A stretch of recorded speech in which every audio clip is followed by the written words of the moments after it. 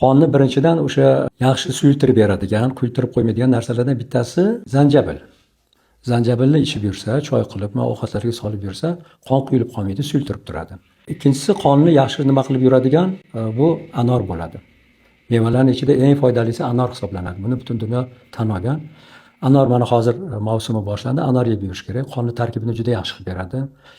Qizil lovlagi qonga kerak. Qonni quyilib qolishini oldini oladigan narsa tuz bo'ladi. Tuz, oddiy tuz, yeydigan har doimgi tuz. Buni ko'pchilik bilmaydi. Ilgarigilar bilgan bu narsani. Oddiy ishlatayotgan, ovqatga ishlatayotgan tuzimiz sal iflosroq. Uni o'rniga korzinka do'konlarda sotiladigan dengiz osh tuzi bo'ladi. Shu dengiz osh tuzidan har gal ovqatga o'tirganda, ovqat yeyishdan 3-4 minut oldin shu tuzdan bir chimdim olinadi, tilni ustiga qo'yib birpasdan keyin so'lay bilan yutib yuboriladi.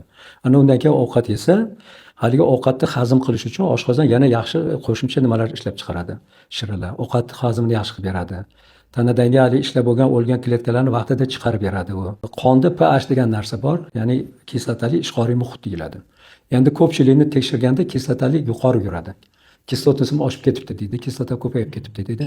Endi tuz agar ishqor shuni har kuni ovqatni boshlanishda, ovqatdan keyin yeb bo'lganimizdan keyin bir kunda 3 mahalmi, 4 mahalmi iste'mol qilib yursak, o'sha qondagi hali pHni ishqoriy tomoniga sal ko'tarib beradi. Ishqor yuqoriroq yurish kerak ozgina kislotalikka nisbatan. Yuqori yurganda o'sha kislotali muhitda qon quyiladi. Agar ishqor yuqoriroq yursa, kislotalik pasayadi, demak bu quyilishini oldini oladi. Yana bu yerda bitta muhim tomoni bor. Masalan, har xil yomon kletkalar bo'ladi. Aytaylik, rakoviy kletkalar deymiz, saraton kletka nimalar hujayralari. Mana shunaqa hujayralar agar bo'lsa, bular kislotali muhitda, qon quyuq qonda kislotali muhitda rivojlanib ketadi.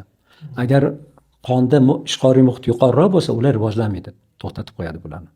Mana shu jihatdan ham bu juda ham muhim.